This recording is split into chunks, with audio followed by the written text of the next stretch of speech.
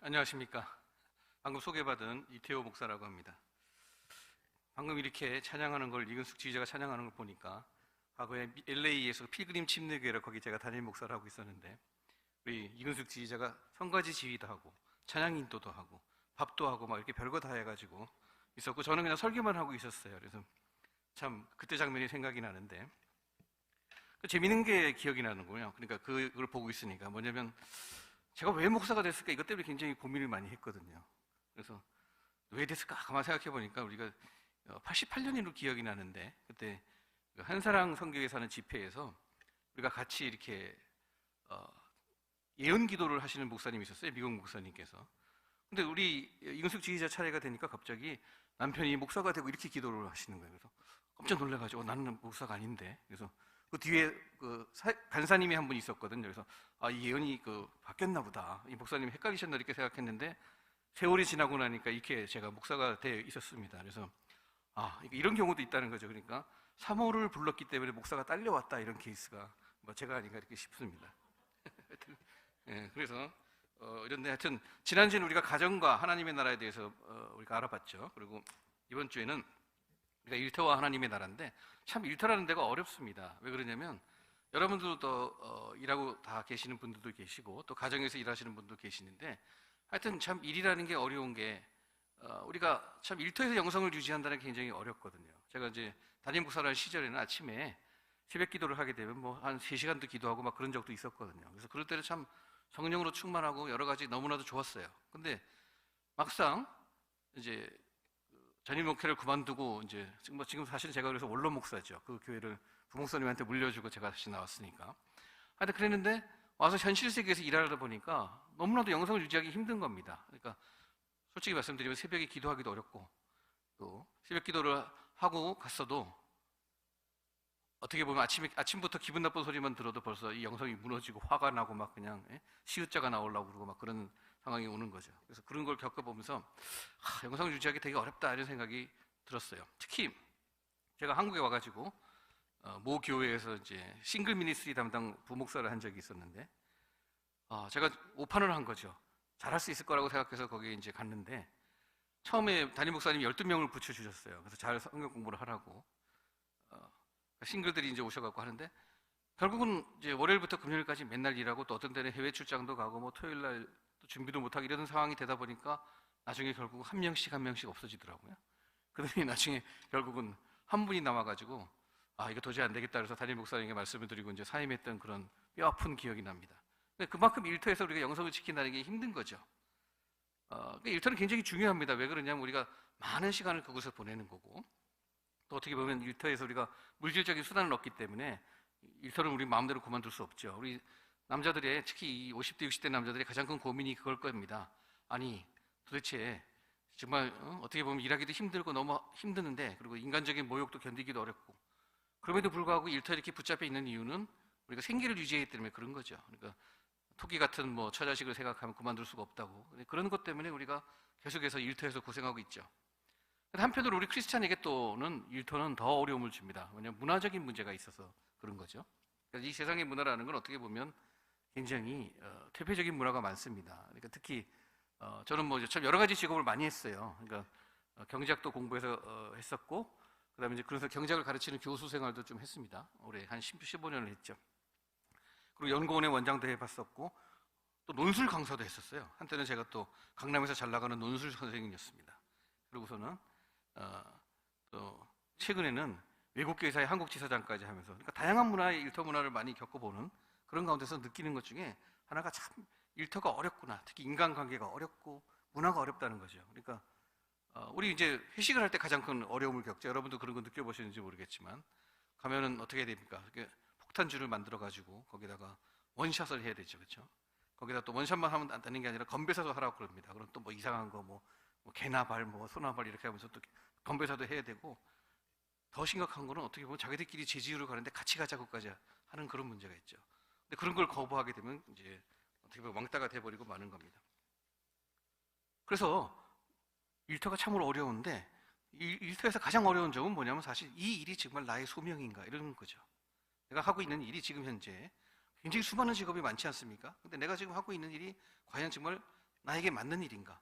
내가 평생에 하나님께서 나에게 주신 그런 일인가? 이게 가장 어떻게 보면 우리의 고민거리입니다.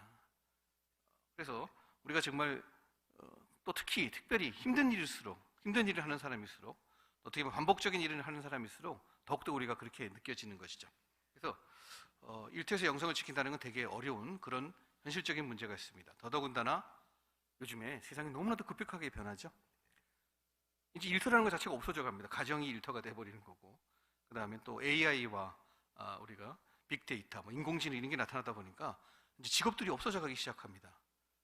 이거는 단순 작업을 하는 노동자뿐만 아니라 어떻게 보면 의사, 변호사, 회계사 이런 분들도 다 AI가 대체한다는 거죠. 길병원 같은 경우에는 왓슨이라고 인공지능 의사가 있는데 다른 의사보다 더 진단을 잘한다는 거예요. 인간 의사보다도. 그러니까 그런 시대가 오고 있습니다. 그러니까 일터라는 개념이 바뀌고 있는데 도대체 우리 기독교는 이것을 어떻게 대응해야 될 것인가, 이런 게 우리의 중요한 질문이 되겠습니다. 또 한편 우리가 하나님의 나라에 대해서 생각해 보면, 우리 하나님의 나라를 어떻게 알고 계십니까? 굉장히 많이 들으셨으니까 잘 알고 계시겠지만, 이 하나님의 나라라는 걸 한마디로 정의하면 사실은 하나님의 나라는 하나님이 통치하시는 나라다, 이렇게 얘기할 수 있겠죠. 근데 이 통치하는 나라가 반드시 어떻게 보면 지역적인 나라인 것은 아니죠. 그러니까 하나님의 나라가 어떻게 보면 저기 화성에 있는 건가? 그렇게 생각할 수도 있고, 아니면 저기 안드로메다 넘어서 저쪽에 있는 건가? 하여튼 갔다 오신 분들도 꽤 있는데 그분들 얘기하는 거 들어보면 다 다릅니다. 하여튼 그런데 또 하나님의 나라는 예수님은 뭐라고 그러십니까? 우리 안에 있다고도 얘기를 하시거든요. 또 하나님의 나라는 이미 예수님 당시에 오셨는데 앞으로도 오실 거라고 얘기를 합니다. 그래서 우리가 하나님의 나라는 참 어려운 개념인데, 하나님의 나라는 결국은 하나님께서 통치하시는 그런 나라라는 것이죠. 하나님께서 통치하시는 자유와 평화와 정의와 사랑이 넘치는 그런 곳, 그런 것이 바로 하나님의 나라라는 것입니다. 그래서 우리가 일터를 하나님의 나라로 만드는 것은 너무나도 중요한 일인데, 그래서 예수님께서 어떻게 보면 3년 내내 공사역 중에 하신 가장 중요한 얘기가 하나님의 나라에 관한 얘기죠. 어떻게 하면 하나님의 나라의 백성이 되고, 어떻게 하면 하나님의 나라의 백성으로 살고, 또 우리가 어떻게 하나님의 나라를 기다리며 살아가야 되는지, 그런 것들을 예수님께서 가르치신 게 지난 우리 복음서에 다 나와 있는 내용입니다. 그 중에서도 우리 마태복음 5장부터 7장까지는 가장 중요한 얘기죠. 왜 그러냐면 산상수훈이라고 그래서 예수님께서 이 하나님의 나라의 백성으로서 우리는 어떻게 살아야 될 것이냐, 이것을 가르쳐 주신 게 바로 산상수훈입니다. 근데 여러분들 산상수훈의 내용을 보면 아주 기가 질리죠. 그렇죠? 정말 이걸 우리가 이렇게 할 수 있을까?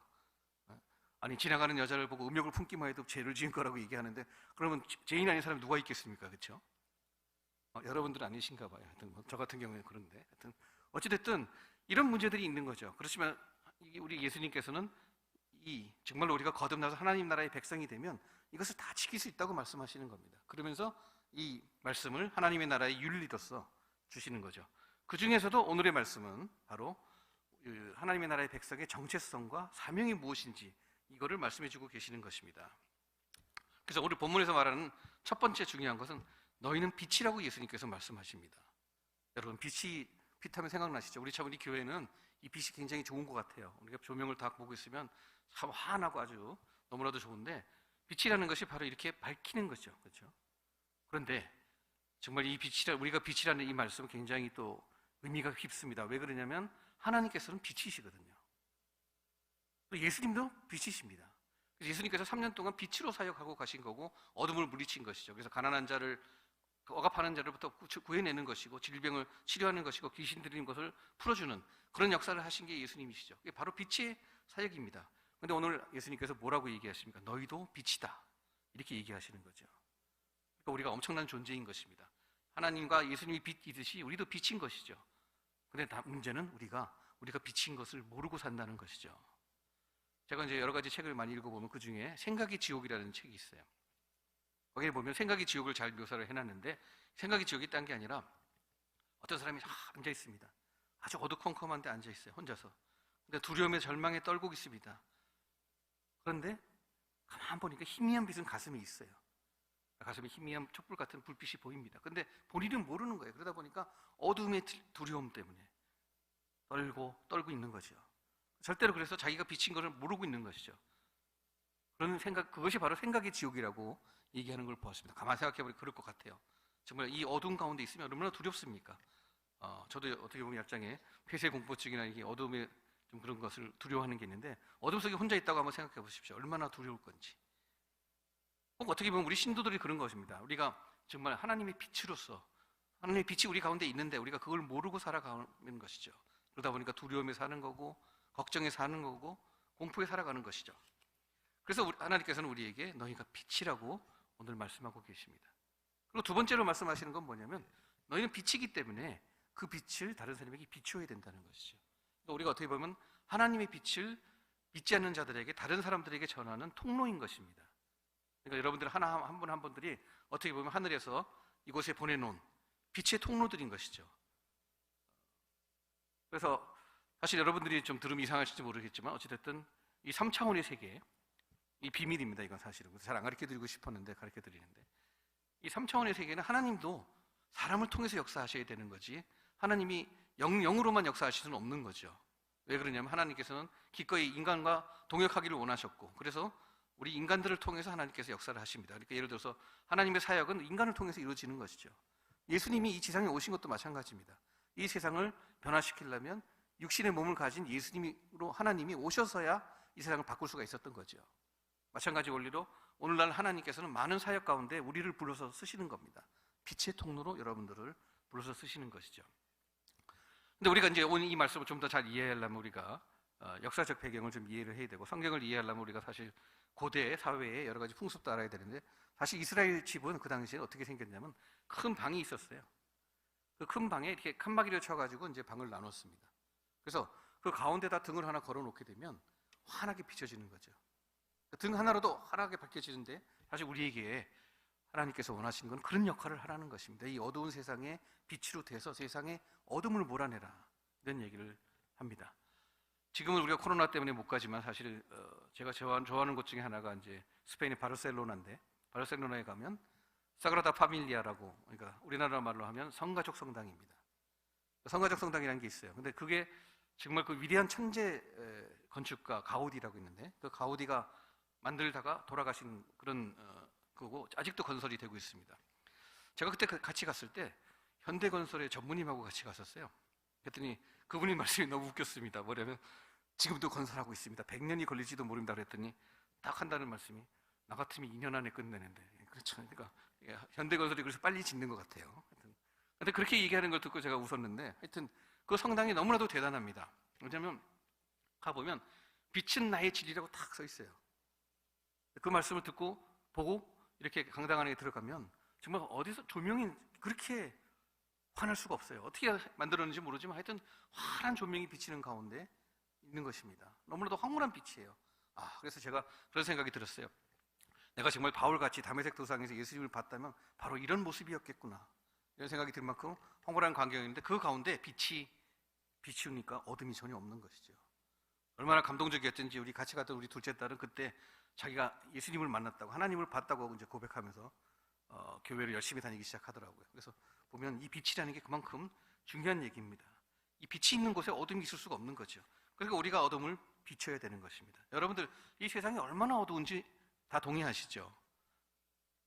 특히 제가 오늘 말씀드리고 싶은 것은 얼마나 또한 우리가 정말 믿는다고 하면서도 많은 죄악을 저지르는지 우리가 생각해 볼 수 있어요.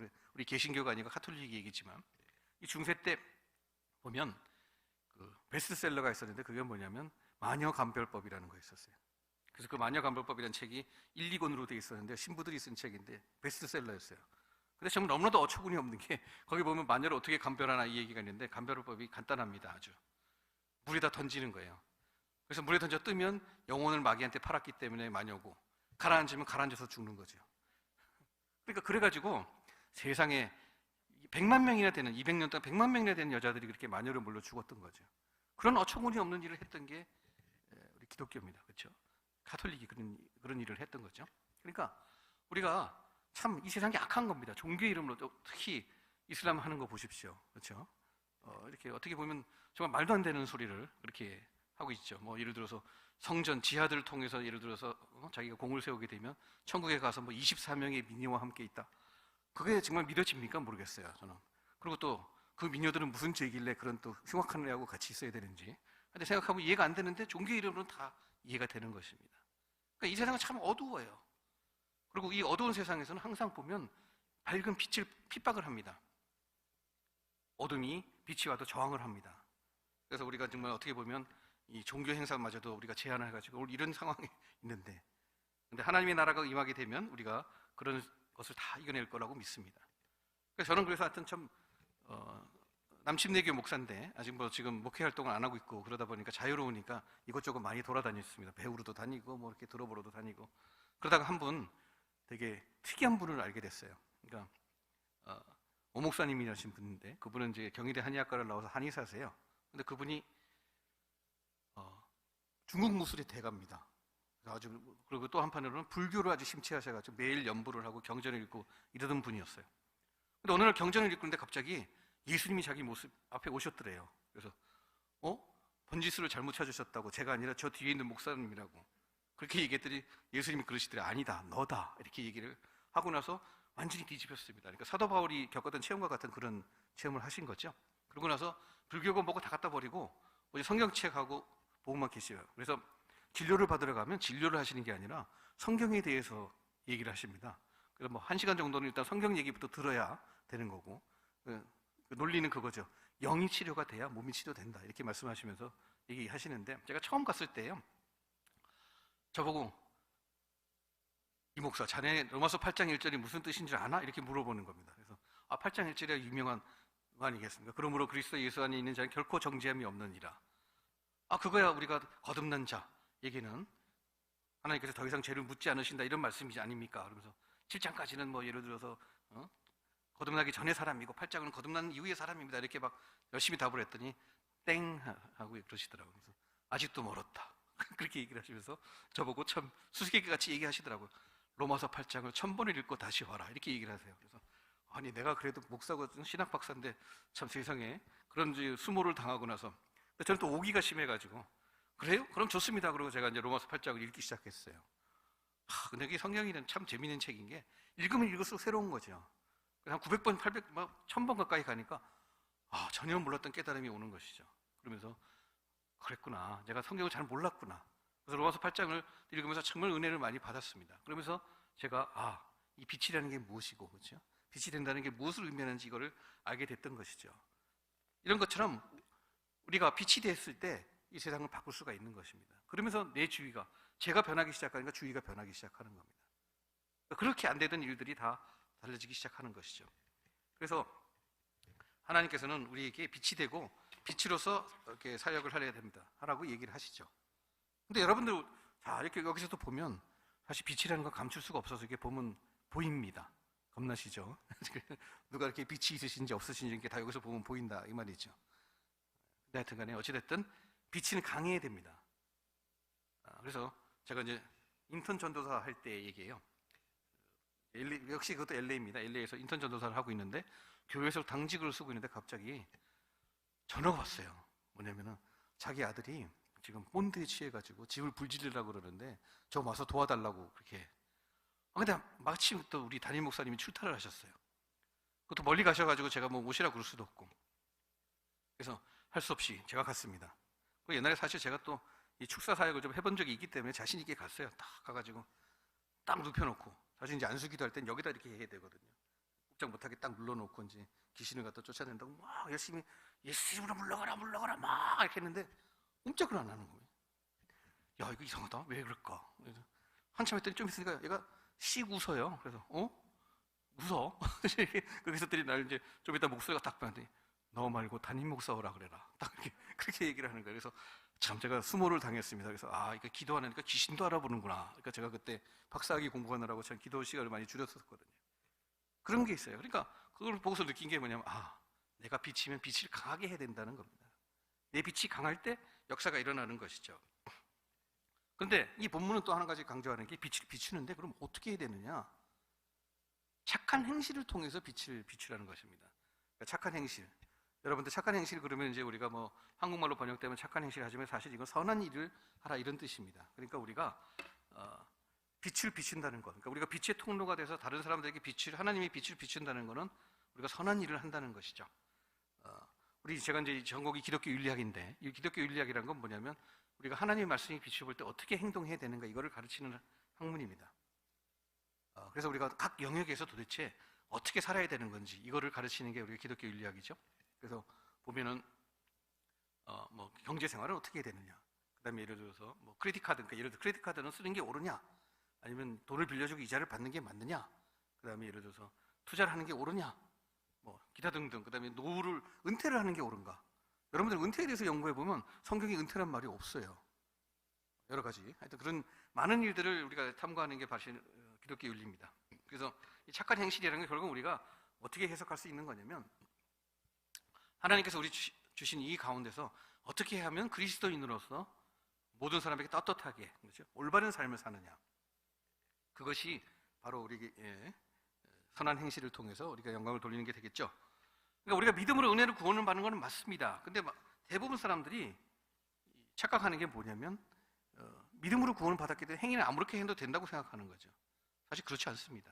그건 구원파들이 하는 이단적인 얘기인 거고, 실제로 우리는 행위도 올바로 해야 되는 거죠. 왜 그러냐면 우리가 죄를 짓게 되면 아무리 회개를 해도 오염은 그대로 남아있거든요. 그러니까 무슨 얘기냐면 죄를 완전히 씻어내긴 하지만 그런 습성이나 이런 것들은 남아있기 때문에 우리가 타격을 입는 거죠, 영성에. 그런 게 있기 때문에 우리가 죄를 습관적으로 지어서는 안 되는 것입니다. 그리고 가만 생각해 보십시오.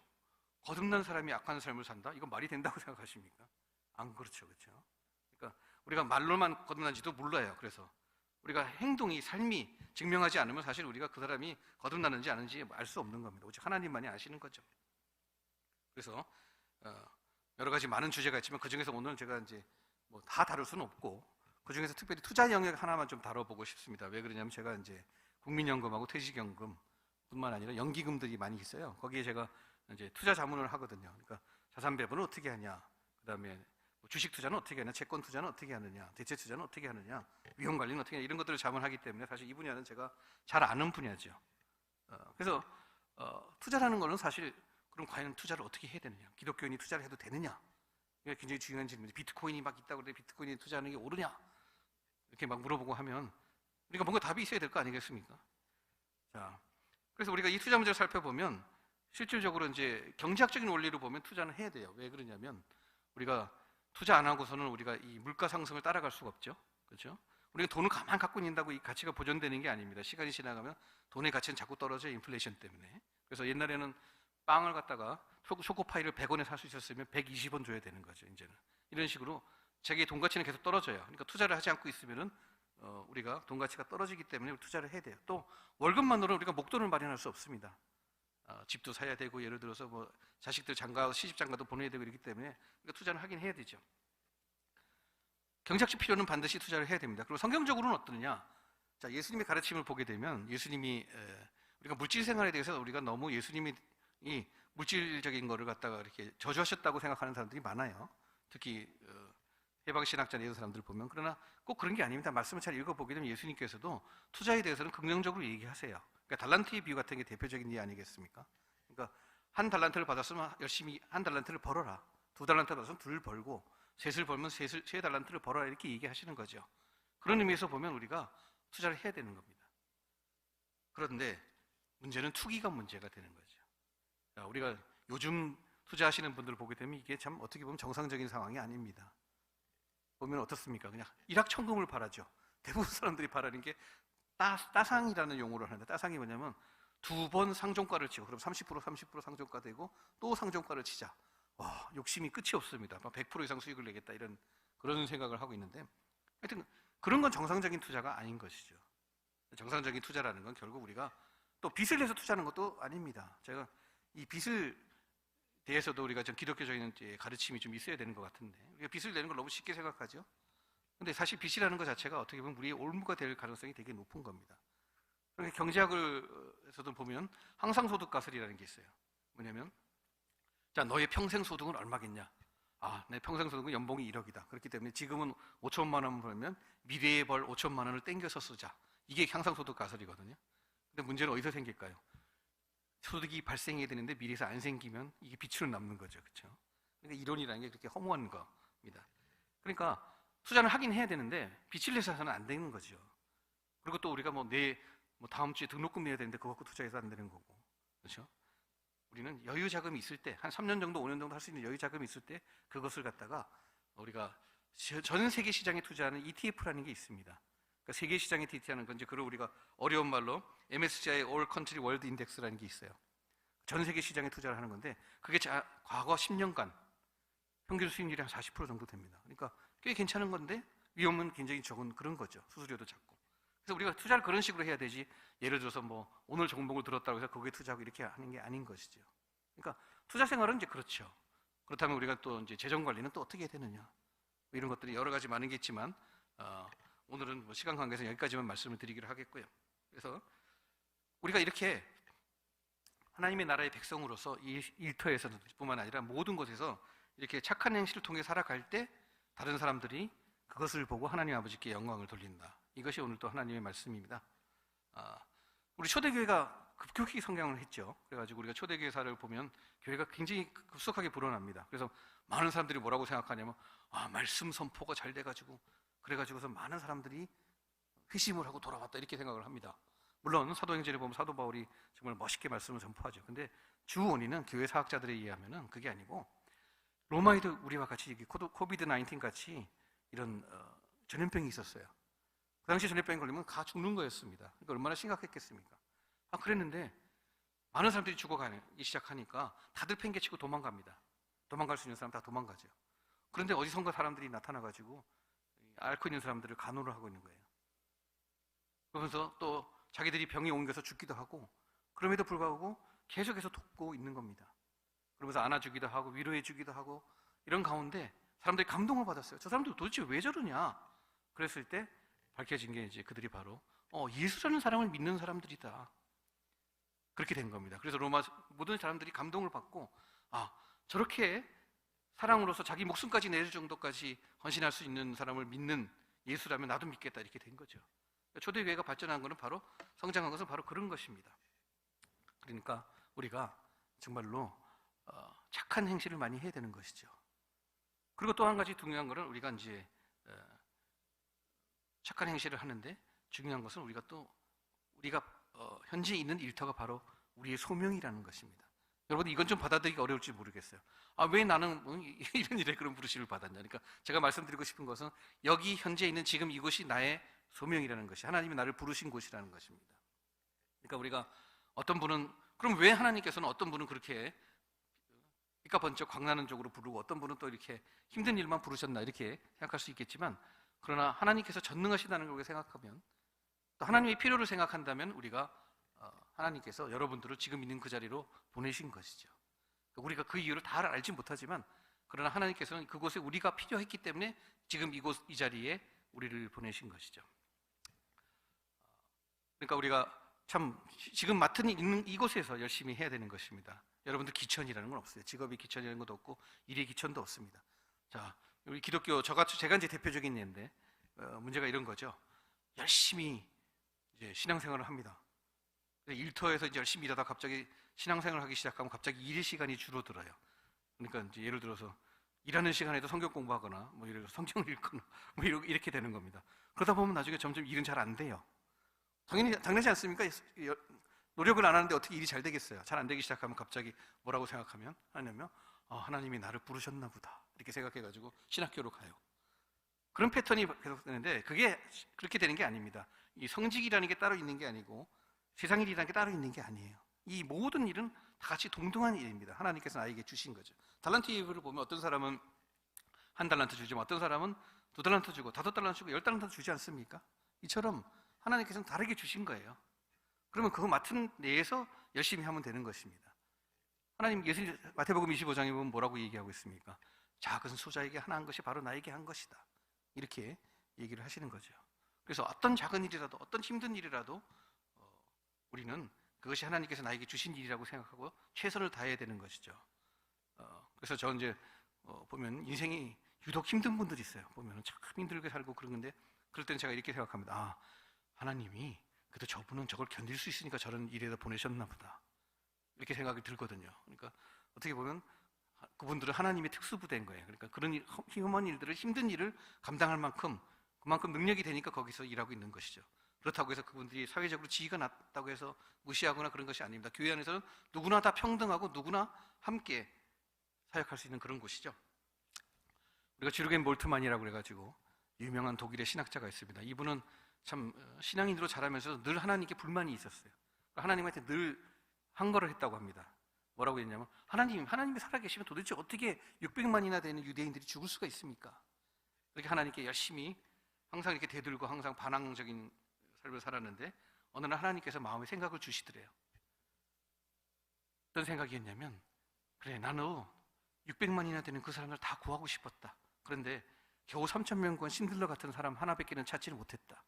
사람이 없어서 하나님께서 그 나머지 사람들을 구하지 못했던 것이죠. 그러니까 하나님께서는 늘 우리를 부르고 찾고 계신 겁니다. 내 일을 감당할 수 있는 사람을. 그러기 위해서 성령으로 충만하게 해주시고 그러기 위해서 우리에게 천군과 천사를 보내서 지켜주시고 은사도 주시고 하는 것이죠.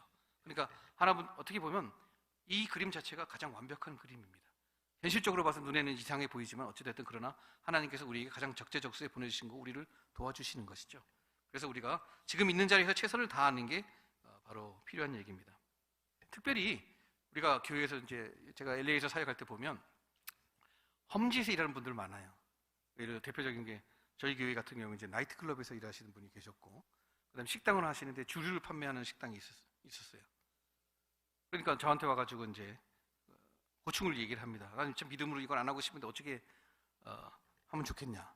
근데 제가 이제 좀 자유로운 신분이다 보니까 저는 이제 그 험한 곳들을 좀 많이 다녀봤습니다. 그러고 나서 느낀 게 뭐냐면 이 세상에 가장 버려진 사람들은 그곳에 있다는 거예요. 한 번도 복음도 못 들어보고 한 번도 예수에 대해서 알지도 못하는 그런 사람들이 있는 곳이 바로 그런 곳이죠. 그렇다면 우리가 정말 내가 믿음을 지킬 수 있다면 그 자리에서도 하나님을 위해서 빛을 비춤으로 말미암아 그들을 돌아올 수 있게 하는 거죠. 그러니까 우리가 하나님의 일을 너무나도 간단하게 생각할 일이 아닙니다. 우리 개신교의 기독교 윤리는 너무나도 간단하고 한다고 얘기를 하거든요.